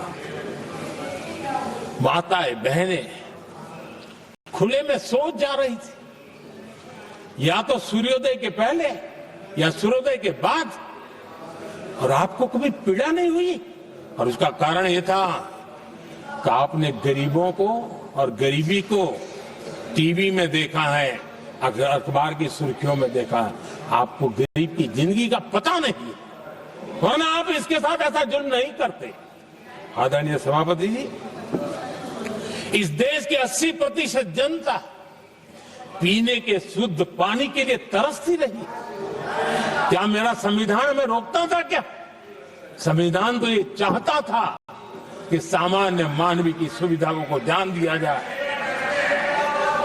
आदरणीय सभापति जी, ये काम भी हमने बड़े समर्पण भाव से आगे बढ़ाया है। आदरणीय सभापति जी, इस देश की करोड़ों माताएं चूल्हे में खाना पकाना और धुएं से आंखें लाल, कहते हैं कि सैकड़ों सिगरेट का धुआं खाना पकाते हैं तब धुआं शरीर में जाता है। उन माताओं बहनों की आंखें लाल होती थी, इतना नहीं, उनका शरीर स्वास्थ्य खत्म हो जाता था। उनको धुएं से मुक्ति का काम, और 2013 तक क्या चर्चा चलती थी, 9 सिलेंडर देंगे कि 6 सिलेंडर देंगे। इस देश ने देखते ही देखते हर घर तक गैस का सिलेंडर पहुंचा दिया, क्योंकि हमारे लिए हर नागरिक 70 साल के बाद जो बेसिक सुविधाएं हैं उसकी तरफ।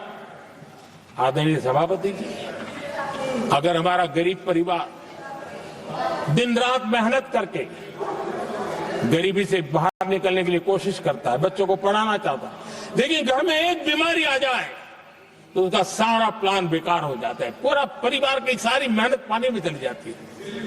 क्या इन गरीब परिवारों के इलाज के लिए कुछ आप सोच नहीं सकते थे? 50-60 करोड़ देशवासियों को मुफ्त इलाज मिले। संविधान की उस भावना का आदर करते हुए हमने आयुष्मान योजना को लागू किया, और आज देश के 70 साल के ऊपर के किसी भी वर्ग के क्यों न हो, उनके लिए भी हमने व्यवस्था की।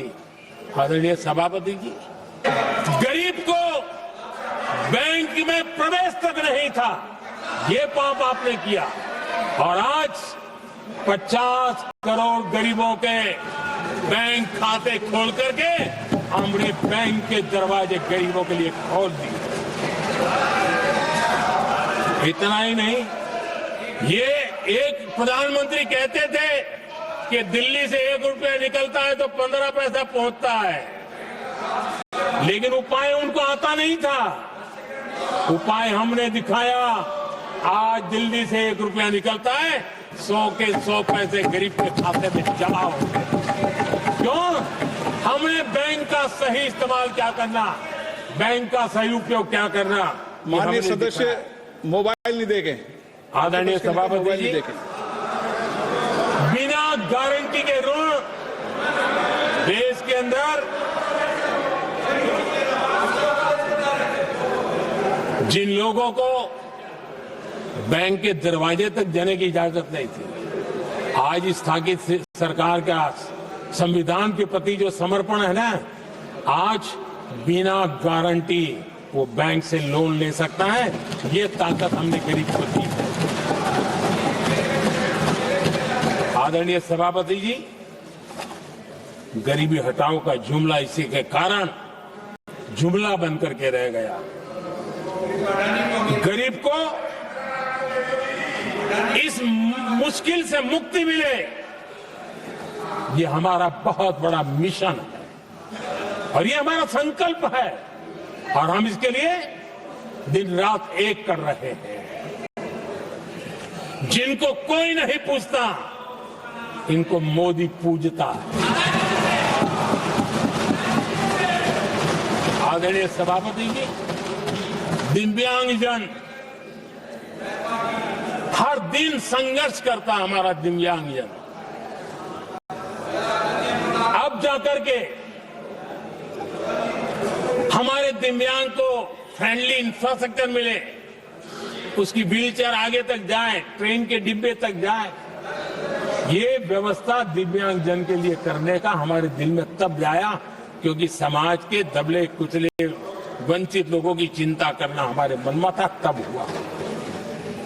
आदरणीय सभापति जी, आप मुझे बताइए, एक तो भाषा के नाम पर झगड़ा करना तो सिखा दिया आपने, लेकिन मेरे दिव्यांगजनों के साथ कितना अन्याय किया। जो हमारे यहां साइनेज लैंग्वेज जो है, साइन लैंग्वेज की जो व्यवस्था है, खास करके मूक बधिर के लिए, अब दुर्भाग्य ऐसा देश का कि असम में जो भाषा सिखाई जाए, उत्तर प्रदेश में दूसरी सिखाई जाए, उत्तर प्रदेश में सिखाई जाए, महाराष्ट्र में तीसरी सिखाई जाए। हमारे दिव्यांगजनों के लिए एक साइन लैंग्वेज का होना बहुत जरूरी था। आजादी के 7 दशक बाद भी उनको उन दिव्यांगजनों की याद नहीं आई।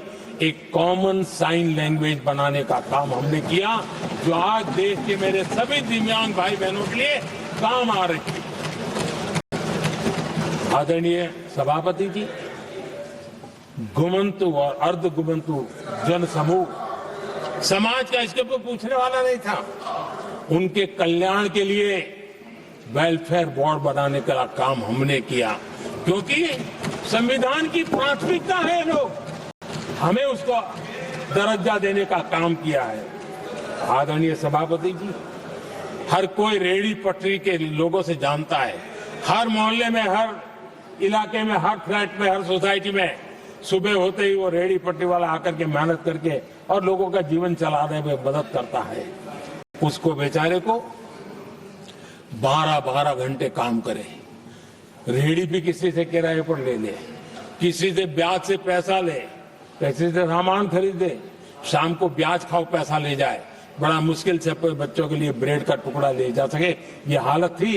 ये हमारी सरकार ने है रेहड़ी पटरी वालों के लिए स्वनिधि योजना बना करके बैंक से उनको बिना गारंटी लोन देने का शुरू किया, और आज उसके कारण, वो स्वनिधि योजना के कारण वो तीसरे राउंड तक पहुंचा है और अधिकतम लोन बैंक से उसको सामने से मिल रही है।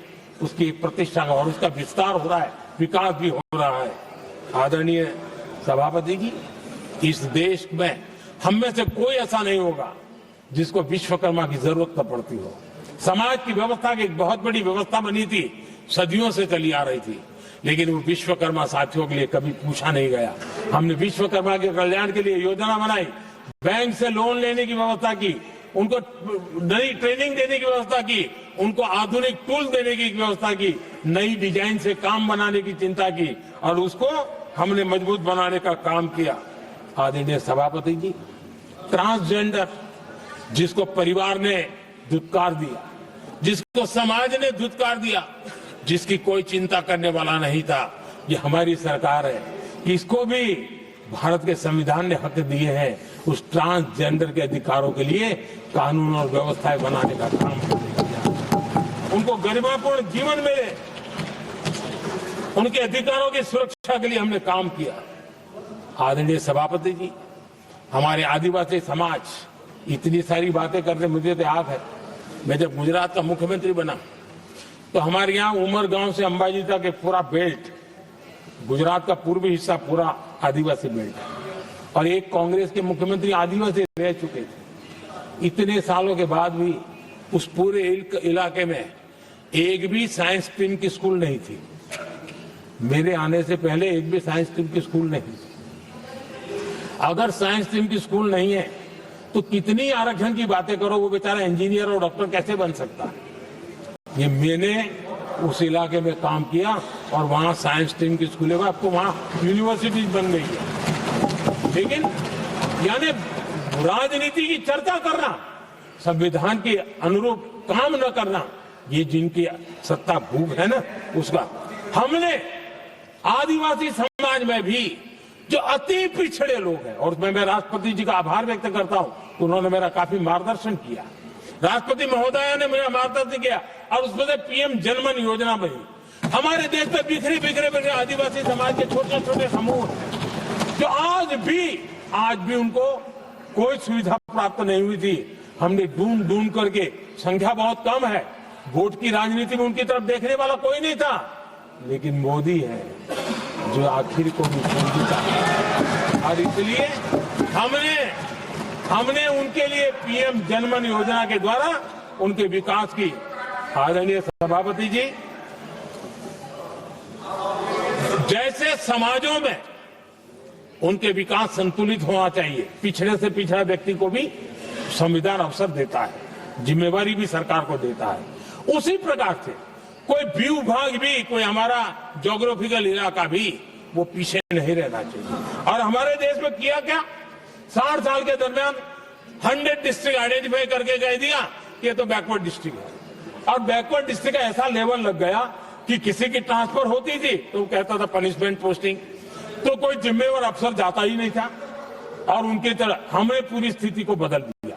हमने एस्पिरेशनल डिस्ट्रिक्ट का एक कल्पना रखी और 40 पैरामीटर पर ऑनलाइन रेगुलर मॉनिटरिंग करते रहे और आज एस्पिरेशनल डिस्ट्रिक्ट उस राज्य के अच्छे जिलों की बराबरी करने लग गए और कुछ तो नेशनल एवरेज की बराबरी करने लगे। भूभाग भी पीछे न रहे, कोई जिला अब इसको आगे ले जाए करके हमने 500 ब्लॉक को एस्पिरेशनल ब्लॉक बना करके उनके डेवलप पर स्पेशल फोकस करने की दिशा में हम काम कर रहे हैं। आदरणीय सभापति जी, मैं हैरान हूं जो लोग बड़ी बड़ी कथाएं सुनाते हैं। क्या इस देश में आदिवासी समाज 1947 के बाद आया क्या राम और कृष्ण से तब आदिवासी समाज भाग नहीं था? जो आदिवासी समाज को आदि पुरुष मीर हम कहते हैं, लेकिन आजादी के कई दशकों के बाद भी इतना बड़ा आदिवासी समूह, उनके लिए अलग मंत्रालय नहीं बनाया गया। पहली बार अटल बिहारी वाजपेयी की सरकार आई और उन्होंने अलग आदिवासी मंत्रालय बनाया, अलग आदिवासी विकास और विस्तार के लिए बजट दिया। आदरणीय सभापति जी, हमारे माछीमार समाज, मछुआरा समाज, क्या अब ये भी आया है क्या? क्या उनकी नजर नहीं की आपकी? इन मछुआरा समाज के कल्याण के लिए पहली बार हमारी सरकार ने आकर के अलग मंत्रालय बनाया फिशरीज का। उनके कल्याण के लिए अलग से हमने बजट दिया, समाज के इस तबके की चिंता की। आदरणीय सभापति जी, मेरे देश का छोटा किसान, उसके जीवन में सहकारिता एक मुख्य अंग है। छोटे किसान की जिंदगी को सामर्थ्य देने के लिए सहकारी क्षेत्र को जिम्मेवार बनाना, सहकारी क्षेत्र को सामर्थ्यवान बनाना, सहकारी क्षेत्र को बल देना, इसकी महात्मा हम समझते हैं, क्योंकि छोटा किसान उसकी चिंता हमारे दिल में थी और इसलिए हमने अलग सहकारिता मंत्रालय बनाया। हमारी सोचने का तरीका क्या है? हमारे देश में नौजवान है, पूरा विश्व आज वर्कफोर्स के लिए तरस रहा है। देश में डेमोग्राफिक डिवीजन लेना है तो हमारे इस वर्कफोर्स को स्किल बनाना चाहिए। हमने अलग स्किल मंत्रालय बनाया ताकि दुनिया की आवश्यकता के अनुसार मेरा देश का नौजवान तैयार हो और विश्व के साथ वो अपने आगे बढ़े। आदरणीय सभापति जी, हमारा नॉर्थ ईस्ट इसलिए कि वहां वोट कम है, सीटें कम है, इसकी कोई परवाह नहीं है। ये अटल जी की सरकार थी जिसने पहली बार नॉर्थ ईस्ट के कल्याण के लिए डोनियर मंत्रालय की व्यवस्था की और आज उसका परिणाम है कि नॉर्थ ईस्ट के विकास की कि नई चीजों को हम प्राप्त कर पाए। इसी के कारण रेल, रोड, पोर्ट, एयरपोर्ट ये बनने की दिशा में आगे बढ़ रहे हैं। आदरणीय सभापति जी, आज भी दुनिया के देशों में लैंड रिकॉर्ड के लेकर के समृद्ध देशों को भी कई संकट। हमने गांव के हर सामान्य व्यक्ति को अपना लैंड रिकॉर्ड, उसके घर की मालिकीन का हक के कागज नहीं है, उसके कारण उसको बैंक से लोन चाहिए हो, कहीं बाहर जाए तो कोई कब्जा कर लिया, एक स्वामित्व योजना बनाई और देश के गांव के ऐसे समाज के दबे कुचले लोगों को वो कागज हम दे रहे हैं जिसके कारण उसका मालिकी हक बन रहा है। वो स्वामित्व योजना एक बहुत बड़ा दिशा दे रहा है। आदरणीय सभापति जी, इन सारे कामों के कारण पिछले 10 वर्ष में हमने जो प्रयास किया, हमने जिस प्रकार से गरीब को मजबूती देने का काम किया है, हमने जिस प्रकार से गरीब के अंदर एक नया आत्मविश्वास पैदा किया है और एक सही दिशा में चलने का परिणाम है कि आज इतने कम समय में मेरे देश के 25 करोड़ मेरे गरीब साथी गरीबी को परास्त करने में सफल हुए और हमें इस बात का गर्व है। और मैं संविधान निर्माताओं के सामने सर झुका करके कहता हूं, जो संविधान हमें दिशा दे रहा है उसके तहत मैं ये काम कर रहा हूं। और मैंने, आदरणीय सभापति जी, जब हम सबका साथ सबका विकास की बात करते हैं, वो नारा नहीं है, वो हमारे आर्टिकल ऑफ फेथ है।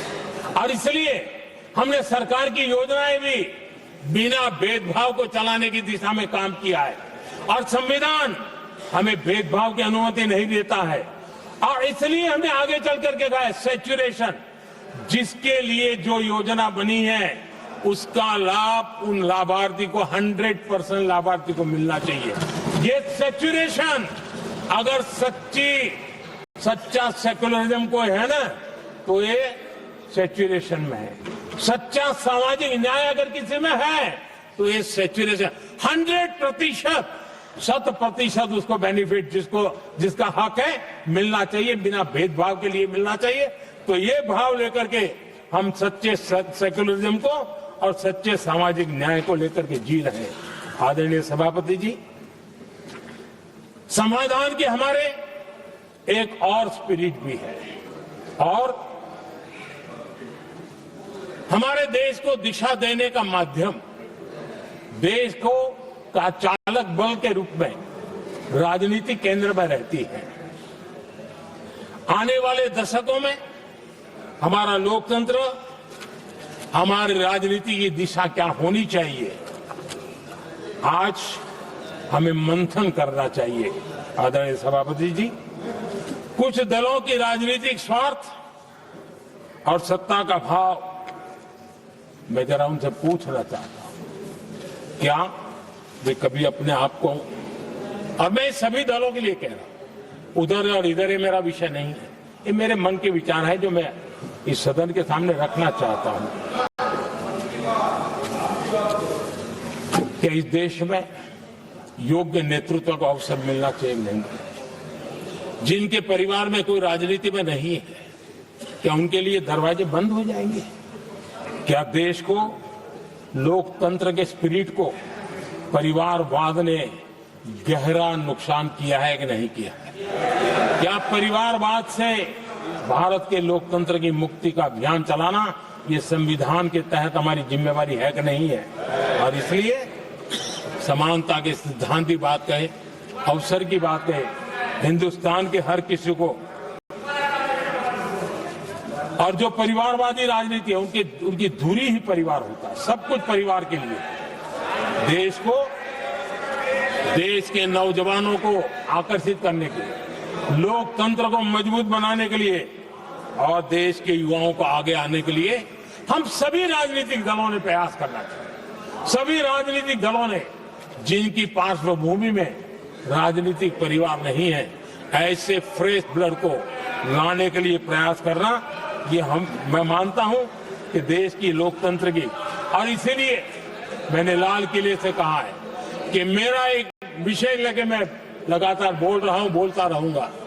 1 लाख ऐसे नौजवानों को देश की राजनीति में लाना है जिनका कोई परिवार का बैकग्राउंड राजनीतिक परिवार का नहीं है, और इसलिए देश को एक फ्रेश एयर की जरूरत है, देश को नई ऊर्जा की जरूरत है, देश को नए संकल्प और सपने लेकर के आने वाले युवकों की जरूरत है।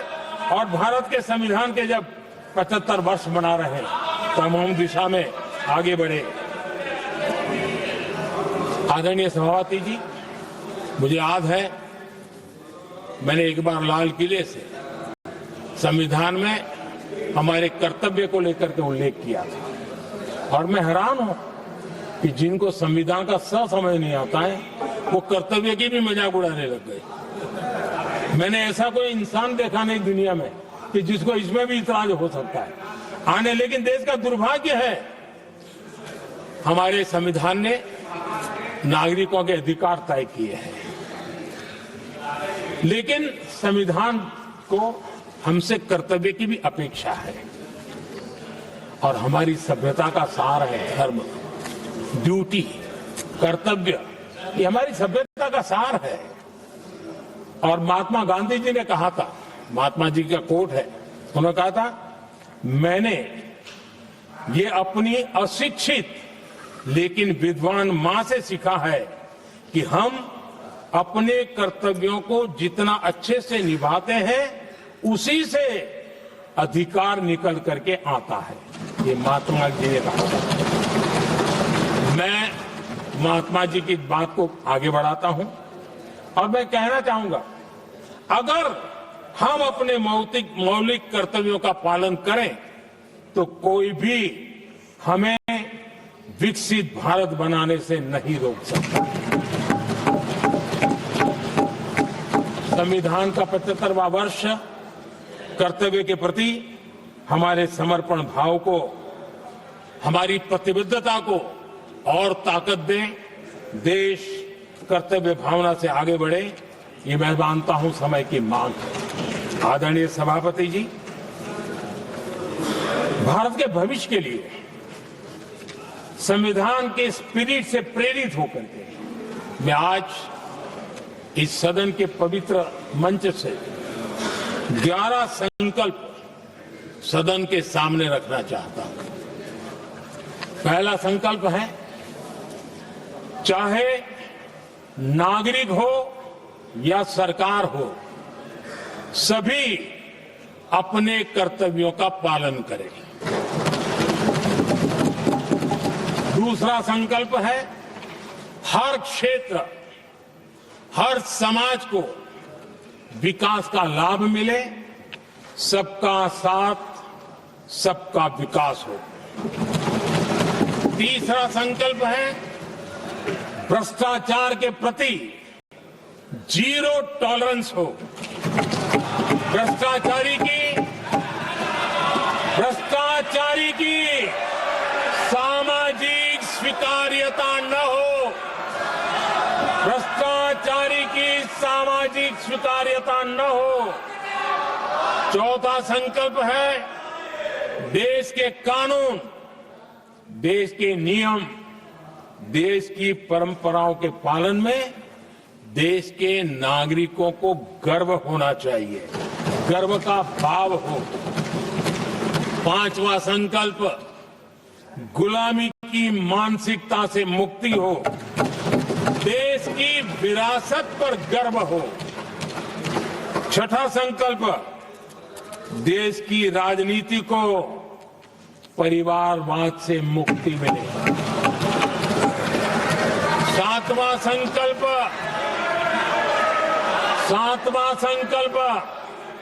संविधान का सम्मान हो। राजनीतिक स्वार्थ के लिए संविधान को हथियार न बनाया जाए। आठवां संकल्प, संविधान की भावना के प्रति समर्पण रखते हुए जिनको आरक्षण मिल रहा है वो न छीना जाए और धर्म के आधार पर आरक्षण की हर कोशिश पर रोक लगे। नौवां संकल्प, विमेन लेड डेवलपमेंट में भारत दुनिया के लिए मिसाल बने। 10वां संकल्प, राज्य के विकास से राष्ट्र का विकास, ये हमारा विकास का मंत्र हो।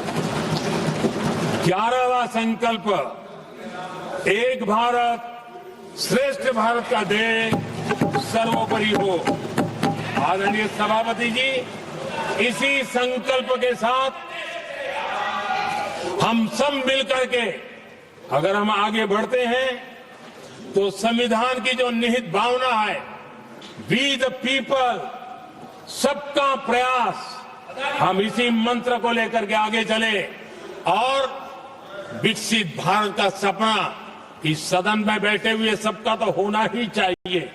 140 करोड़ देशवासियों का सपना जब बन जाता है और संकल्प लेकर के जब देश चल पड़ता है तो इच्छित परिणाम लेकर के रहता है। मेरा 140 करोड़ देशवासियों के प्रति मेरी अपार श्रद्धा रही है।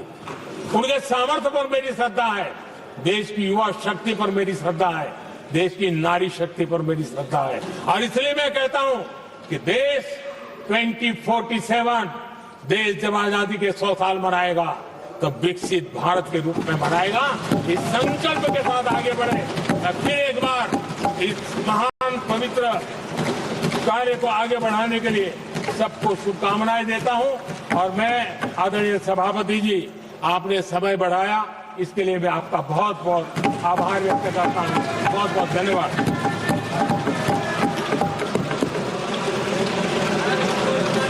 सभा की कार्रवाई सोमवार दिनांक 16 दिसंबर 2024 प्राप्त 11 बजे तक के लिए स्थगित की जाती है।